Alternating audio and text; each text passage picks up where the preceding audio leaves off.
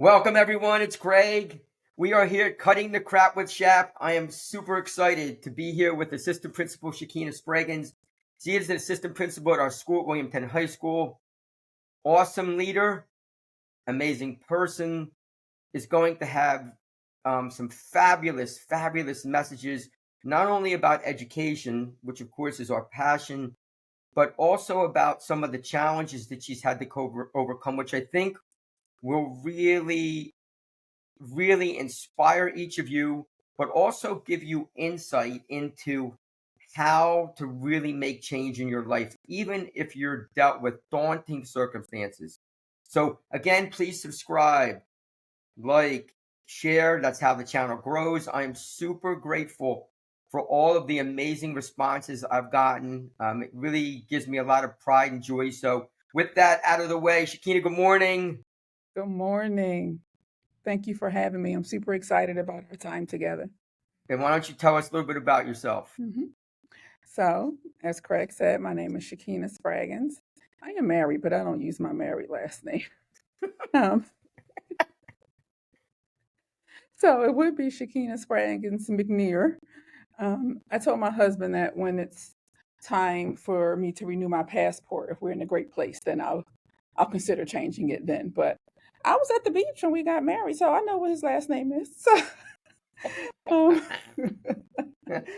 so I just finished my 23rd year in education. Boy, oh boy, it flies by. Um, and I still get nervous the first day of school for students, which to me lets me know this is the work that I'm still supposed to be doing. Outside of that, I have my husband. He's also a school administrator. Shout out to Forest Elementary School in the School District of Philadelphia. And my son is 27. He lives and works in DC in the geopolitical arena.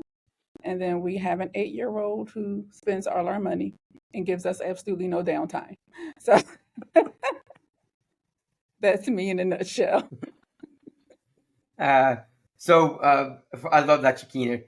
Great intro. Miss Spraggans and I, we've had so many conversations. I mean, it's been a lot of conversations, but they've always been incredibly authentic and positive, and all about trying to make the world a better place, especially for students. Yeah. Which is one of the reasons I asked Shaquina to come on, because I think she'll be able to give some really good insight. As a matter of fact, I loved these first two parts. I love that you talked about keeping the main thing the main thing. What do you mean? I first heard that statement under my former principal when I first started in the School District of Philadelphia. Her name was Mrs. Ruth Anderson. She would always say, make sure you keep the main thing the main thing. And for me, the main thing is always teaching and learning. And because I believe that if you have an education, regardless of where you start in life, that a good quality education can change the trajectory of your life. But in our work, is often muddied with so many other things that have absolutely nothing to do with teaching and learning, but take away from teaching and learning. So when I say keep the main thing, I'm always cognizant that the main thing is teaching and learning, because what I'm trying to do is create change habits for students, so that if you didn't win the lottery of the womb, which is one of my favorite quotes, it's an I love excerpt that. from Warren Buffett. If you didn't win the lottery of the womb, then that doesn't mean that you still cannot have a wonderful life, very different from the life that you started with. Oh, I love that. I guess one of my questions is, and you're so right. Like it is all about the teaching and learning piece, right? I mean, that's education in a nutshell. Why do you think it's kind of got? I mean, this is my 36th year, and I think about when I first started to teach, and it is a lot different. And again, when I say that, not necessarily better or worse, just different. But I always kind of question, like, why things have gotten so off track. Like, why do you think that core message that you just talked about seems to get lost so often. Mm-hmm. The distractions. We can say the cell phones are the distractions. We could say the kids don't listen as a distraction. We could say it's the parents, they're the distraction. We could say it's the out of touch administrators or all the people who make the laws who are the distraction. Okay. They may all play a role, but for me, during my time as a classroom teacher, when I shut that classroom door, I'm the be all end all, and my students are the be all end all. Mm. And what I'm here to do is find out what you know and then help you grow from that, which always for me kept the main thing, teaching and learning. So, I started instruction on the first day of school. My kids would be so pissed with me. We just came back from summer, and don't you want to know? No, not really. Um, yeah, we're going to talk about those things, yes, because I am interested, and those are the ways that we begin relationship building. But I'm not spending 2 hours of instruction on the first day of school to talk about what you did at Wildwood. I don't care. Um,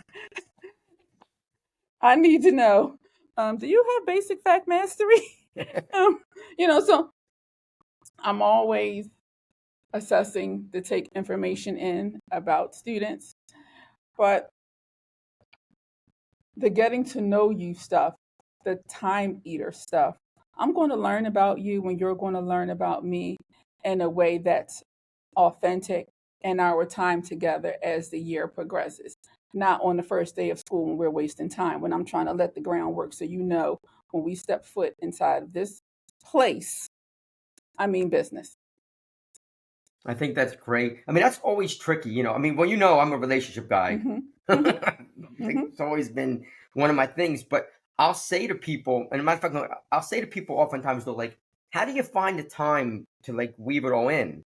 And I'll always say to them, what do you mean? Like, I'm just doing it naturally, like having Mm-hmm. conversations with kids, Mm-hmm. just talking to them. I mean, Mm-hmm. I'm not stopping my lesson in mid lesson and saying, "Hey, Shaquina, how was your summer?" Like, Exactly.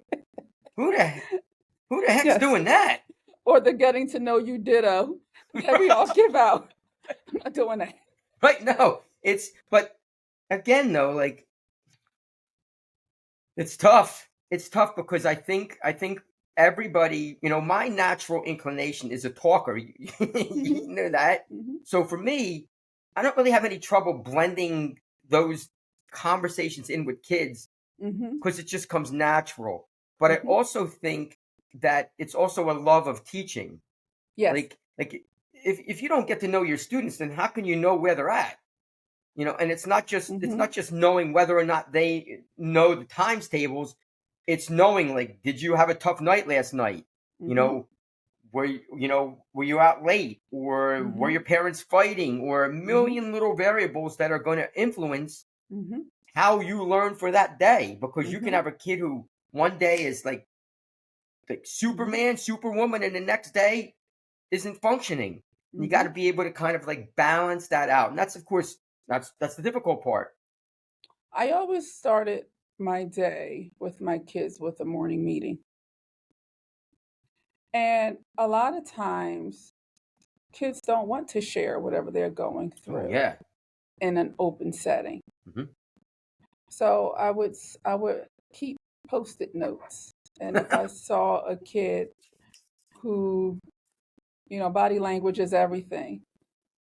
So as I'm moving around my classroom, I would jot down a note, and when I passed the kid's desk, I would stick it on their desk, and then they would respond, and then I would circle back to them, and then we would talk about whatever we needed to talk about in a different space. Um, I don't like to push myself on people. I don't push myself on students. I don't push myself on adults, because some folks are like, why you all in my business? You nosy.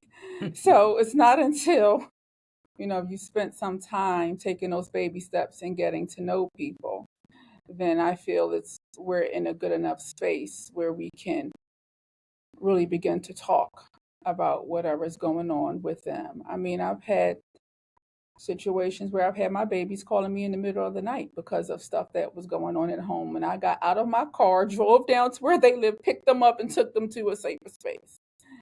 So, but that's just because my kids have always known that I'm authentic in my approach with them. But I don't overstep boundaries. Now, I did overstep a boundary that night when I picked that child up, but Yes, but in 100%. those days, and I'm guilty of it. You did what you needed to do for your kids, because sometimes an environment is just not the best. And I didn't take them to my house. I took them to a trusted family member's house just to make sure that they were safe. And then I backed out of it. But I know that there have been certain situations throughout my career where I knew my brain, in my heart of hearts, I could not do nothing. So And I I think took the risk. that's something too. Like I remember, before I came to Tennant, I taught in Philadelphia for 2 years, Mhm. and then I taught in Camden for 5 years. And Mhm. one of the things I have said to hundreds of people is whenever I said to them I taught in Camden, I get that look. Mhm. Really? Yeah, really. Mhm. They're like, wow, how was that? And I'm like, it was amazing. Mhm. I said, now, and people will say, like, why did you come to the high school? And I'll say, well, I wanted to coach. I wanted to be with high school kids. Mhm. But the experience itself was fantastic. I'm Yes. fantastic. I mean, great kids, generally very supportive families. Not all the time, of course. I mean, Mhm. there's stories I could say that I won't because Mhm. they're not Mhm. appropriate, but I could, Mhm. where, it was tough, supportive administration, but it's a perfect segue. It kind of leads like right into like when I was there, I always remember, and this is something you and I've talked about before frequently, is this idea of like having those high expectations no Mhm. matter the situation, Exactly. And what does that kind of look like to you? When you think about, let's take it all the way back to kindergarten. Okay. For many students, kindergarten is their first school experience. Culturally, a lot of families keep their children home until they have to send them off to school. Um, Other families are in daycare, but daycare really doesn't have to teach your kid anything other than to keep them safe. You Right. know. So when babies start school at kindergarten, the disparity in readiness for school is astounding.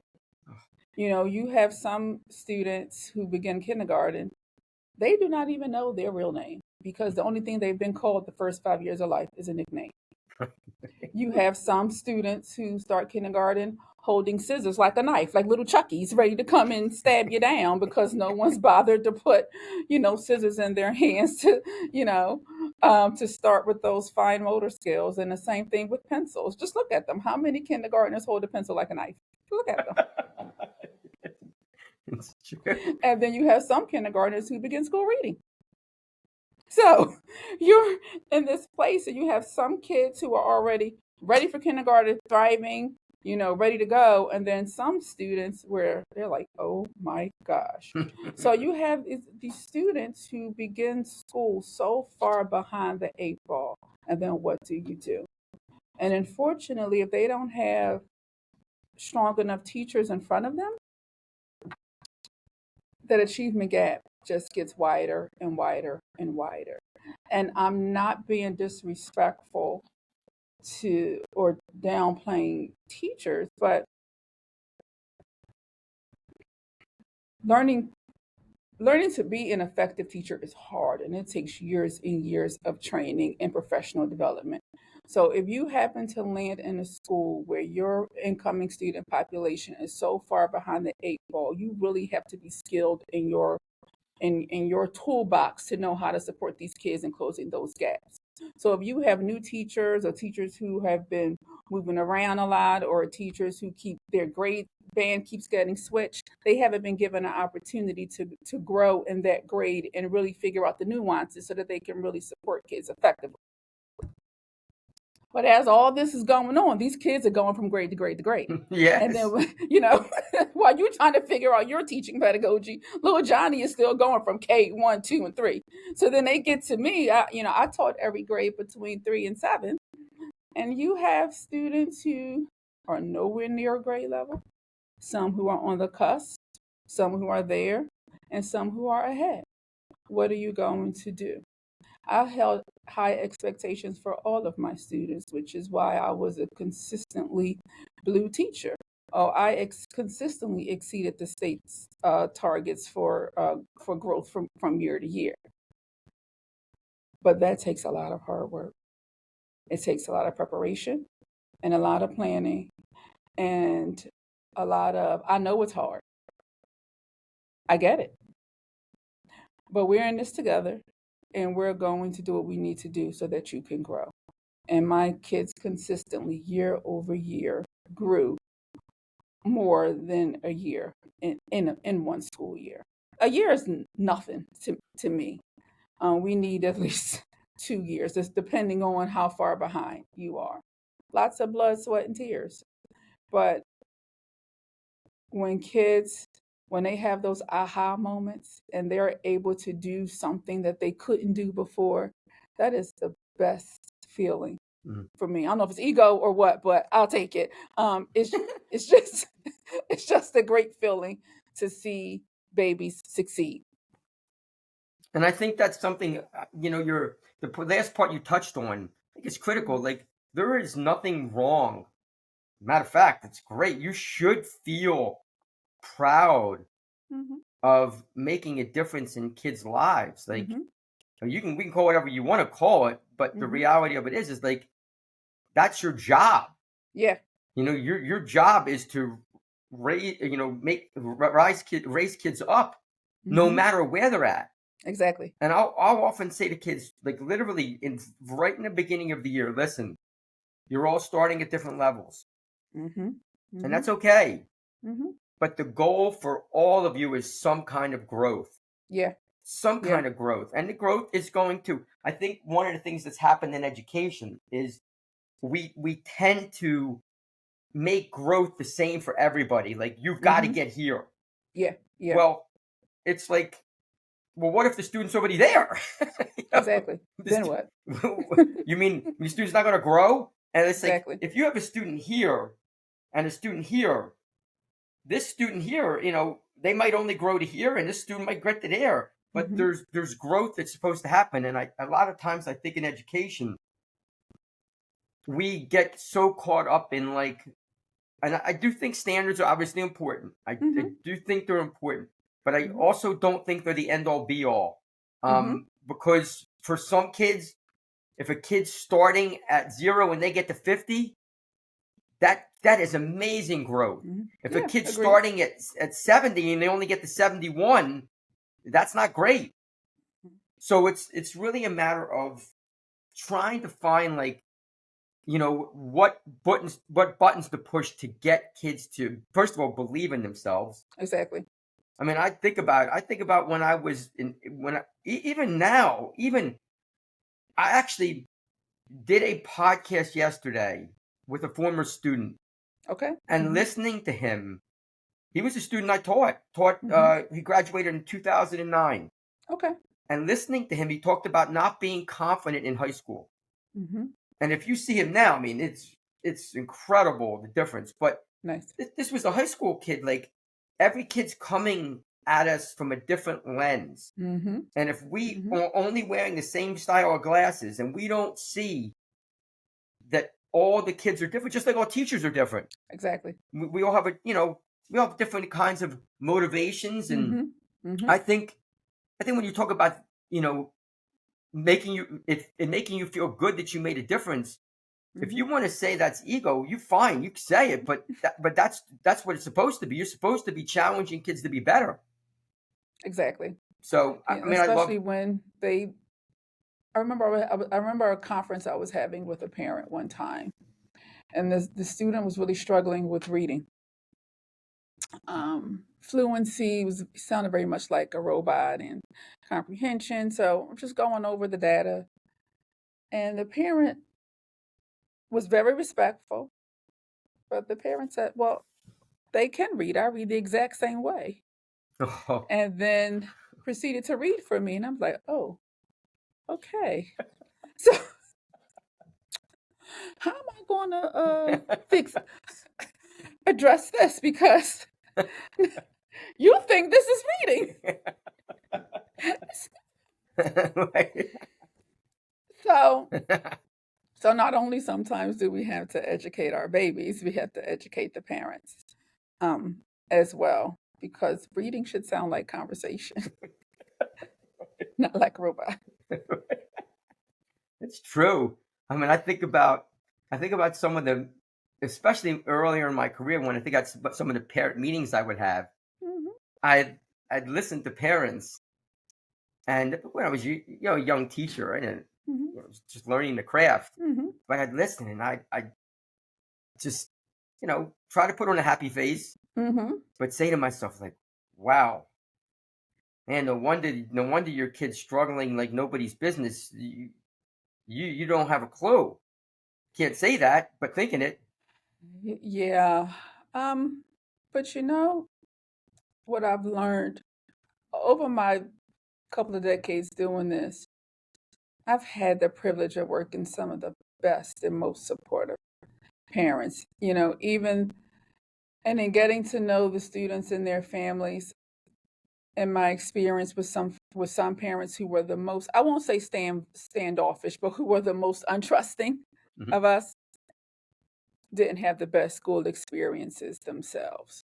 So, being able to talk with them about how schools and supports that we offer in schools, how they've changed over the years, has really been helpful. Not for me, but for helping parents make different decisions about their children. You know, we don't know what baggage they bring with them, but not until we see them as people, and get to a place where they're able to trust us to have some of those tough conversations, then the light bulbs go off. Oh, it all makes sense now. It's funny. I'll never forget this. About 5 years ago, I was teaching a class, and Mhm. there were a couple boys in the class that were being disruptive in the gym. Mhm. So I had, stopped them and then asked them to come after school to have a chat. And I remember talking to both of them, Mhm. and one of the parents, one of the students' moms called me and was Mhm. very, very, "I don't understand why you kept my son after school, and he told me what happened." Da, da, da, da, da." I said, "I understand. I understand where you're coming from, and I thank you so much for calling me. I appreciate that. Mhm. Let me tell you the whole story. Mhm. Let me tell you exactly what happened, Mhm. why I did what I did." And by the end of the conversation, and throughout the student's next 3 years, Mhm. that the both parents, but especially the mom, had said to me that my son thinks you are the greatest teacher ever. And I always remember saying to her, because I had your son's best interests at hand. Mhm. Like, I wasn't keeping him after school to be mean. I was keeping him after school to teach him a life lesson. Mhm. It's like, and Mhm. because this is how we act at high school. Yeah. These are the conditions that we set as a I set as a teacher, and we set as a school. Mhm. And maybe, and I said that maybe you think that that the talk wasn't necessary, but I did. Mhm. Mhm. And we can definitely agree to disagree. And in the end, she was grateful. But Yeah. I think Yeah. again, it's that authenticity Mhm. that is truly, again, that's one of the reasons. Like when I asked you to come on, from all of our Mhm. conversations, you mean what you say and say what you mean. Yeah. And I think that's a lost art in education because there's so much fluff, you know. Yeah. I was having a conversation with my husband the other day, and I said, I just, I'm not a wordsmith to find all the pretty words to make what I want to say sound so pretty. So it's just easier just to say, not to be rude or disrespectful. No, that's never my intent, but plain language works. Yes. You may not like it, but even though I do find humor in being quite snarky with a smile and not saying any bad words, but I don't think I think you should know your audience. That's one. And two, keep it simple. Say what you mean what you say. And it really takes away from the ambiguity of it. So That's so true, because a lot of times students will laugh because they'll say Shap is really blunt. And I always say, like, why wouldn't I be? Like, if you're acting like a fool, I'm not going to give you a compliment. exactly. Like stop. Like, Yeah, just stop. And exactly. if you want to talk about why to stop, we can talk, but like, just stop. Just And stop. and also, if you're doing a great job, I'll be the first person to say, so proud of you. Mm-hmm. Don't need to mince like 10,000 words to say 3.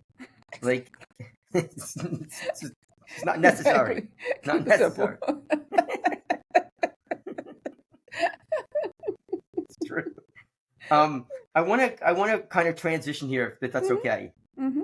So before we hopped on, and we'll get back to the education piece a little bit, but Mm-hmm. for everybody, I was talking to Shaquina towards the end of the year, learning a little bit about her life, and she shared some things with me that I didn't know, like Mm-hmm. personal things.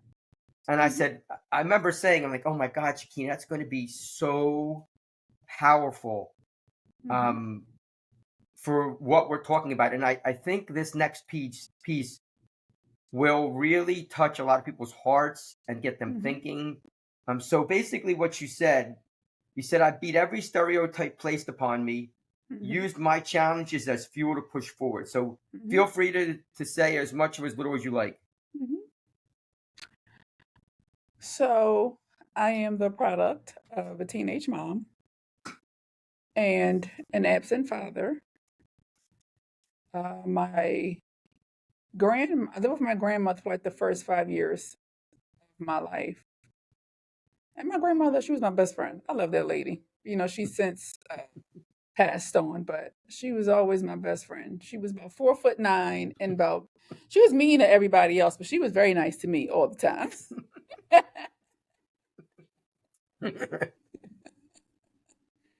So I was born and raised in North Philadelphia.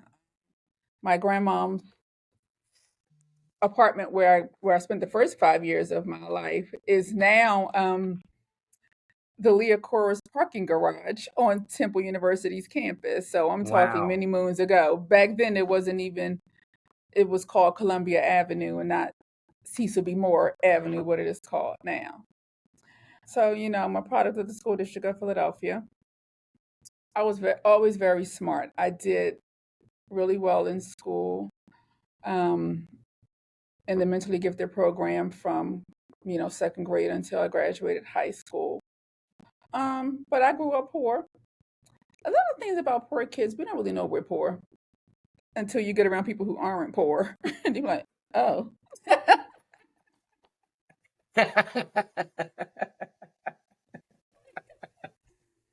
um, I didn't go to bed hungry. No, I never had that.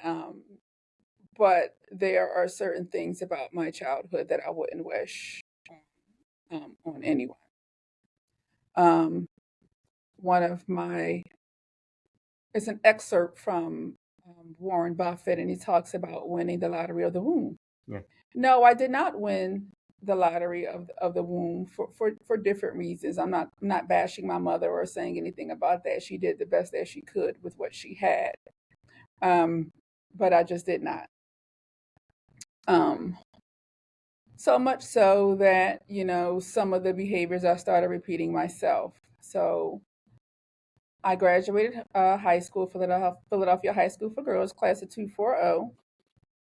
And then I was a freshman in college. And I was pregnant as a freshman in college. I started Temple University, go Owls, summer of 1996. And then my son was born in February 1997. And that was the only semester that I had taken off until I had completed undergrad. So I was a full-time college student. I was working part-time, and his father wasn't really involved. So then I'm like, oh God, okay, so what am I going to do here? Because I got a full-time kid with part-time money. So I got to figure out how I'm going to get more money to support this kid. So I switched. I was working down on B in Lehigh at a child psychiatry center.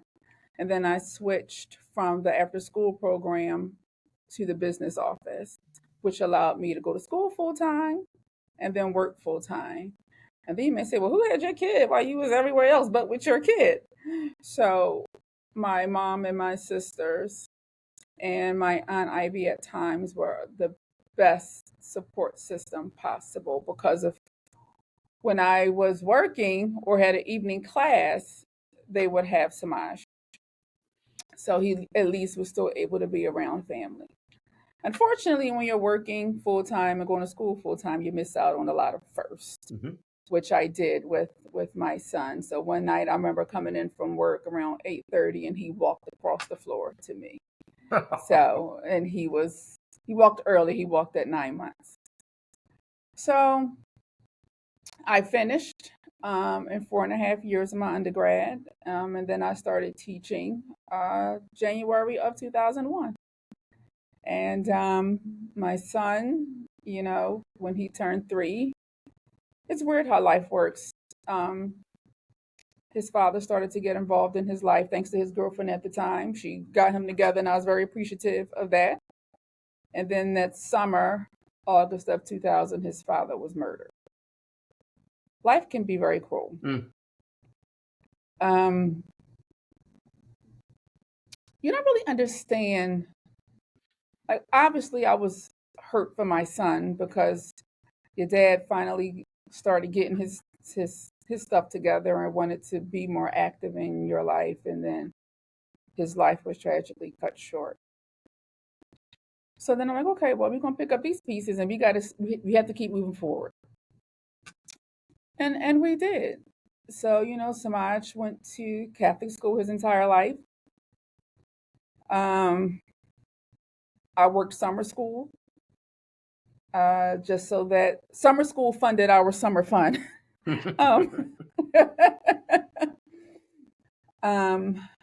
And then when he got to high school, he wanted to go to St. Joe's Prep, so he made it through his counselors and his amazing teachers over at JZU. Shout out to Sister Ellen, who's just retiring.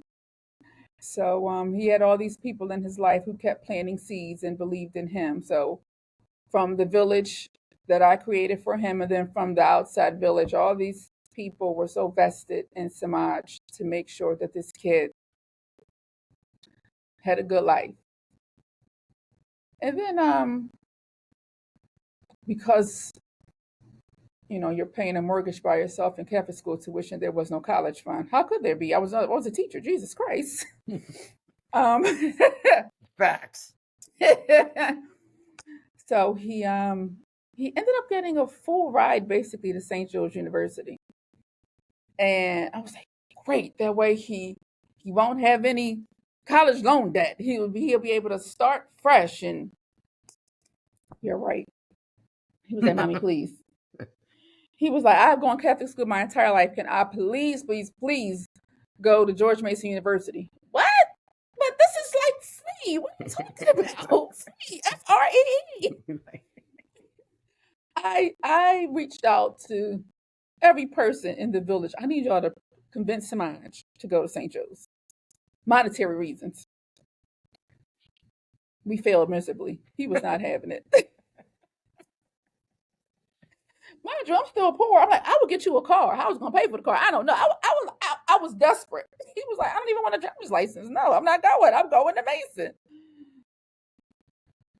So I was like, okay, this kid has never fought me on anything in his life. He has been the best possible son you could ever ask for. So I'm like, all right, well, I don't know how this is gonna get paid for, but I guess we're gonna make a way somehow.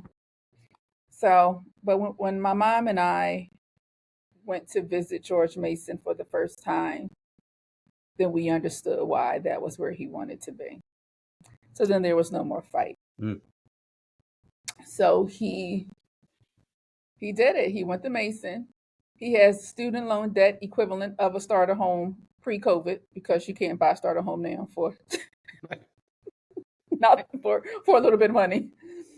And then a year after he finished undergrad, he went to the Institute of World Politics for his master's degree in statecraft, and it's like 5 different names in the title.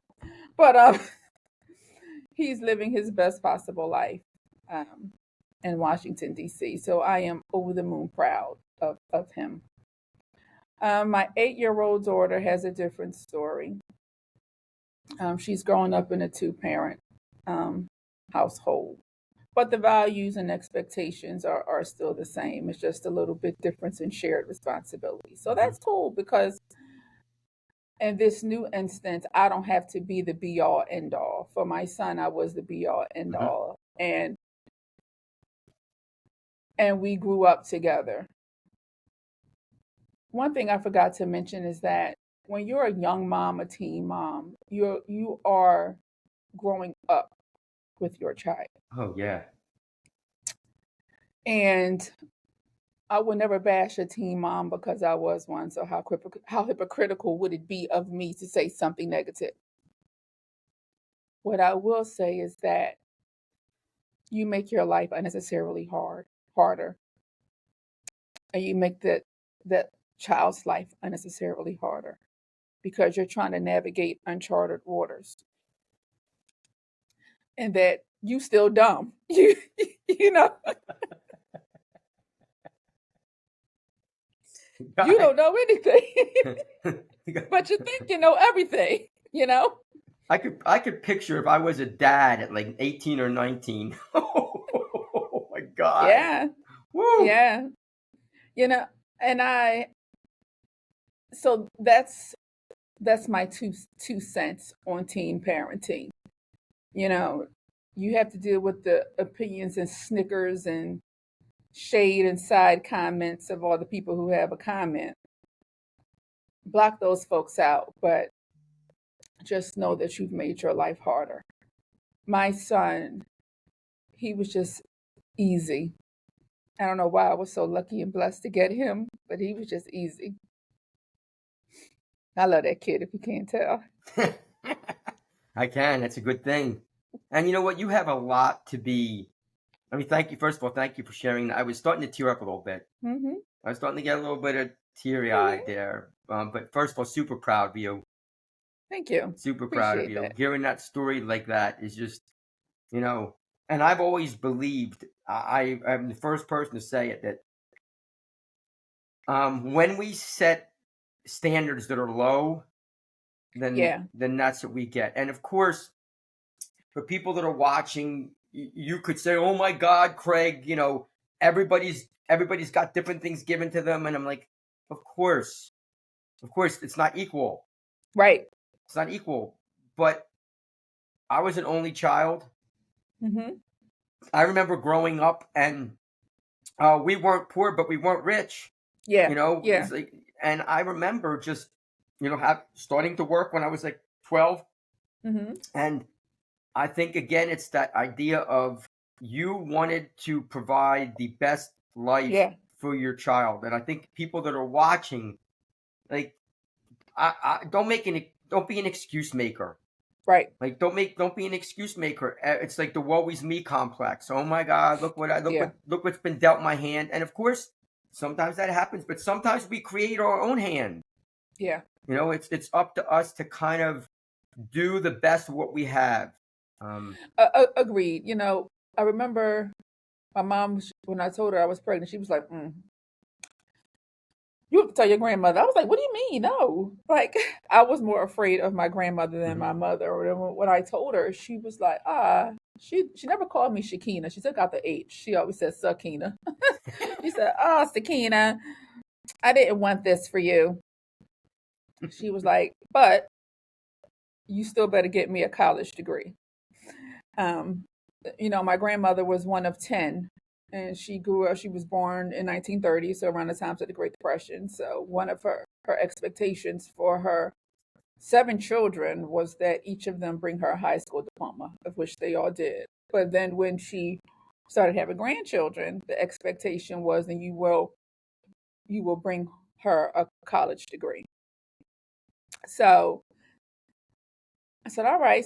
And I told her, I said, all right, Nana, I promise I'll get my degree.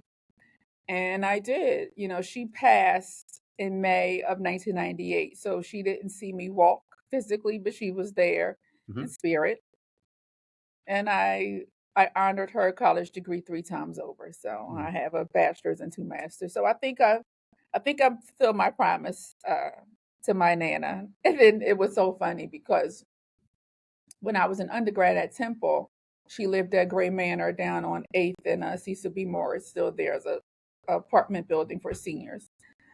And she would say, Sakina, you coming to see me today? And I say, yeah, Grandma. She said, all right, make sure you bring me some from the Temple trucks. We always lived around the Temple trucks. Yeah, yeah. And every time I would go see her, she would give me money balled up in my hand. She said, don't tell nobody I gave this to you. So she said, this is for my great grandbaby. That's such a great story. Yeah. And actually, it's perfect. It ties right into this. What are you hmm most proud of? I'm most proud that I kept my promise to my Nana. I'm most proud, and that I live and that my children live a life that's very different than what I knew. And for that, I'm proud and grateful. I love it. I love it. Quality stuff. So, what areas of and you talked about leading others while still following and things like that. What's that mean Yeah. to you? I think, well, for me, when you pour into others, if you pour to the point that you're depleted, you have nothing left. So while you're pouring into others, you have to be cognizant of who and what is pouring into you. Oh, So yeah, so some may follow my lead, but then whose lead am I following? And for me, I'm very specific about who I follow. Just because I'm not too keen on following people who haven't been through any struggles or who haven't had to fight through anything. People who I hold in regard that I'm going to follow, you have to be pretty powerful in your stuff. So I love that. I just wrote that down. It's going to be something I took a note of that of pouring into others and who pours into you. I love that because I think yeah, if you're I have had this conversation with my own kids because I tend to be a giver, yeah, you know, but I always say like I'll give. I'll give to people, I'll give to students, I'll give to people all the time. But I also need to have some reciprocation back to me. Because yeah, if yeah, all you're doing is giving, giving, giving, giving, that's not very good. It's not good for your overall health and wellness. exactly. There has to be a balance Mm-hmm. between like how much. And I don't like the word take. I'll just say that I think it's a team effort.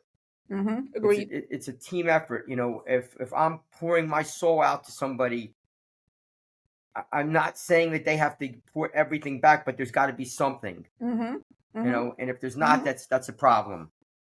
Yeah, reciprocity is key. Oh, oh, well, and it's funny because that really goes back to actually really the teaching and learning piece, mm-hmm. because like I'll say to actually I was just in touch.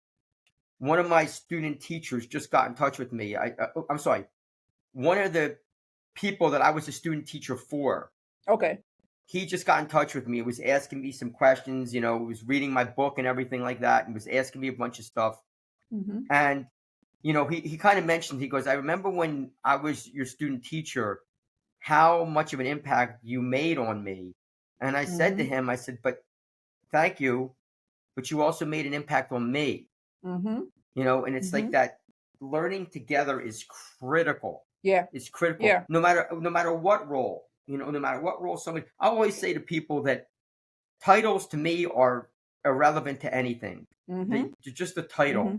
I mean, I have 35 years of teaching. I have a lot of experience being with kids. I consider myself a leader just as much as anybody else. Maybe not from the standpoint of having that title, but we can all make a difference in people's lives. Agreed. It's how we do it that matters most. So, I love this part here. So one of the questions I had put down to you is the time that we spend together, like that we're doing right now. What do you want people to know? And you said something that really touched me. It was really powerful. You said, educators are real people who want the best for students. Can you kind of clarify that or go into maybe a little bit of detail? You ever see a kid, you run into a kid at the supermarket? Oh my God. He look at you like, what are you doing here? Like, I'm a real person. Like, have to feed my family, or I don't know how we got to this point where in some instances became so adversarial. These teachers this or these teachers that. Wait, pause. No teacher, or at least I would like to believe, no teacher decided to go into this profession to suck at it, right? Or, I'm going to really screw up some kids during my tenure or however long I want to do this. I'm going to go in there and I'm just going to make a mess of some things. I really choose not to believe that. I just think that the expectations on both sides can be a little bit unfair. And when you think about, all that teachers do in preparation to receive students, there's a whole lot of offstage behaviors that go into making a classroom a success that educators are not paid for, that they don't get any credit for, So we're people. We're going to make mistakes. But give us grace to correct the mistakes the same way we do our students. So we are people. We're not superheroes. They may think we're superheroes or that we can always make a way out of no way. Sometimes we can. So I just wish for grace from all from all the stakeholders. And then when us teachers, if we're lacking or need to be developed in some way, shape, or form, tell us and provide the support. Don't beat us down. We already beat down enough. So that was my thinking in that response. I love that. Super powerful. And I also love that you mentioned the supermarket piece because I live in the district. Okay. So I've lived in the district. I've lived in the district for the last 23 years since my kids started school. Okay. And, especially at the high school level, like I've been at the high school for 29 years. I see kids all the time. I'm in the district. I have kids who live in my neighborhood. They'll be like, Shap, I saw you walking down the street. Literally. Literally yesterday, my wife and I, we'll go for a walk every day. Literally halfway through the walk, a parent comes up to me. Well, a parent was walking their dog. I didn't recognize who it was. And they're like, Mr. Shapiro. And I'm like, yes. And I'm like, I'm so-and-so's parent. And of course, once they said that, I knew exactly who they were talking about. And I was like, oh my God, I love your kids. And she's like, oh my God, I loved your speech at Night of Reflections. It was so powerful. And, you know, like those moments where, like, you know, we're just having a conversation and, you know, people would say, oh my God, isn't it awkward? And well, if you make it awkward, Yeah. like if you make it awkward, like I'll see students all the time. I'll see students drive by honking me while I'm outside my house. That's sweet. It's not awkward. It's like Yeah. it just is what it is, you know. And I think we make the best of it. Yeah, that's why I live far away. Yes. You know, when my kids were in middle school, we had to move because our family was growing and our house was not big enough. Okay. To stay there. And both of my kids, I think my daughter was finishing her middle school year. Okay. So my daughter is 2 years older than my son. So my daughter was in 8th grade, my son was in 6th grade. And we had to move. Our house was not big enough. And I said to my wife, I'm like, you know, look, we don't need to stay in the district. Let's and it wasn't that I needed to move out. It was just something that, like, I didn't feel the need. I had to stay in the district living there. And she's like, oh my God, Craig, no, I want the kids to everybody have their friends. And I'm like, they'll make other friends. Yes. And of course, that line didn't work. So, you know, I still live in the district. still live. Then I was like, okay. She's talking about their stability. Right. You know, Right. bad enough we're going to a new house, or good enough we're going to a new house. Let's not make them move. Right. And they have to get new friends. And she was, and you know, I didn't feel the need that I had to move to another district. Yeah. But I felt that it would have given us more options to pick a house because the district that we live in is very built up already. There were not a lot of houses available. So understood. It's not a big deal. So tell me, I was looking at your closing here. I love it. This is amazing. Not where you start, but where you finish. Oh, absolutely. Absolutely. Life has so many twists and turns, and you think that you have it all figured out. And then whoever's running the show up there in their friendly skies will show you something completely different. So I wholeheartedly believe it's not where you start, but where you finish. You know, I think, you know, you set goals for yourself, little mini goals. And then as you complete them, you just constantly goal set, you know. And I had an aunt, she was my other best friend. She's since passed on as well. And she would always say, dream big. Oh. And I said, but I'm not a dreamer. And she said, what are you talking about? You absolutely are. Yeah, yeah. And she said, what are you talking about? She said, look at your kids. Look at the life that they live. She said, if that's not dreaming big, I don't know what is. Good point, I guess. So when I think about starting and finishing, my biggest moves have been because of whatever was going on in the lives of my kids. All right, well, this is going on, or they're exposing me to this. So now you got a whole new world of things that you had no clue about that are now open to you. Like my son had his stuff. He was an arts kid and a dance kid, and he's big brain. My daughter is big brains as well, but she's and the arts, but there's a sports component. So now we're at all these sports events. I'm like, well, this is not my life. Like, why am I here? Like, oh my God, all day at this softball field with the whole weekend? Really? Like, I can't get my nails done. I can't get my hair done. I can't do any of the things that make me happy because I am stuck here on this field all weekend long. So it's typically through my kids where I'm seeing all these new things that I didn't know were a thing. Like I always heard the stories about sports parents, but that wasn't my life. So it was like always in my peripheral. Ah, yeah, nice, enjoy, have fun. But now that I'm living it, I'm like, this sucks. Oh my God.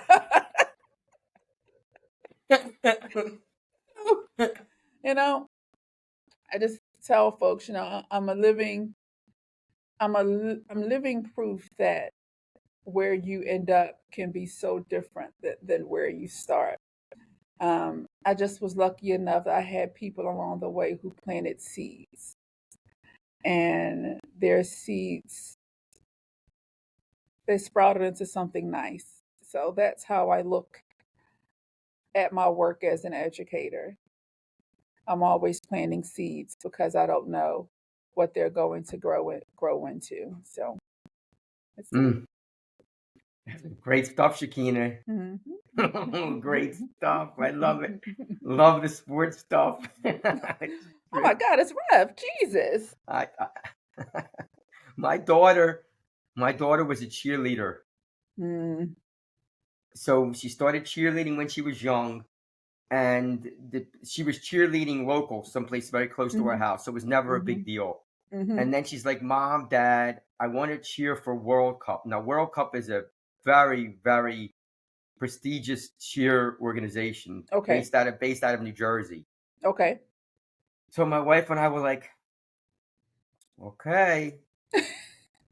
Now it was first of all, it was a fortune, and Mm-hmm. two times a week we would have to drive her to New Jersey, and we'd have to stay there because it was an hour and 15 minutes away. Yeah, who's doing that back and forth? And Mm-hmm. I was like, I mean, I had so many thoughts running through my brain that that I won't say, Mm-hmm. you know. So it was like Mm-hmm. when she decided, when she got to her sophomore year, she decided she didn't want to cheer anymore.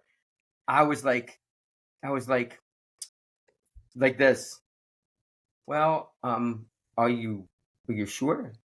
And she's like, yeah, Dad. I'm like, well, you know what? Like, if you're sure, and deep inside, I'm like, well, Thank God. please say you're sure, please. It's like- it was great. Not only was I saving buku bucks, I didn't have to drive all over Jabip to. I know. Oh my gosh. Oh, the money. I said, honey, on paper we look real good. In real life, we're at the poverty line.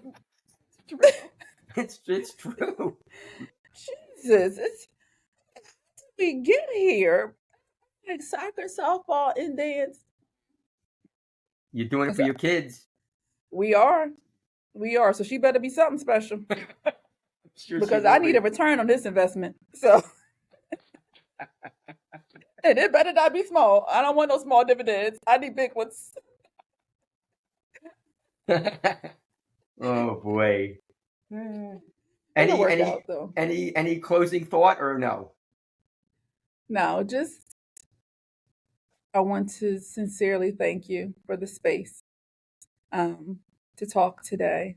I don't really talk about my life too much. I don't think it's not that it's not necessary, but those who know. Mhm. You know, but I think when we are able to share stories, you never know who you are impacting and how you can show up as a change agent in someone's life. So just thank you for the space. Wow. Okay, Shaquini, you're tearing me up here. I'm Um, sorry. it's okay. Don't be sorry. So everybody, first of all, thank you to Shaquina. Shaquina, stay on when we're done, okay? Mm-hmm. Thank you to Shaquina. Just, I mean, there's so many nuggets. There's a lot of nuggets here for people to get, and I hope that you picked up some of the stuff that Shaquina mentioned that was so powerful, both education wise and overcoming challenges, and Mm-hmm. her kids. Just so many powerful messages. Again, if you want to be on the podcast, I'd love to have you on. Please remember to subscribe. Tell a friend that you liked it. Share. That's how the Mm-hmm. channel grows. I've been incredibly grateful for the response that I've gotten. It's been very humbling. So Shaquina, thank you so much. You were Mhm. amazing today. Thank I you. loved having you on. Mhm. Everybody, you know the deal. If you've watched Cutting the Crap with Shap, there's always a little quote at the end. And today is just simple. Thank you. Everybody, have a wonderful day. Please subscribe. I'll talk to you soon.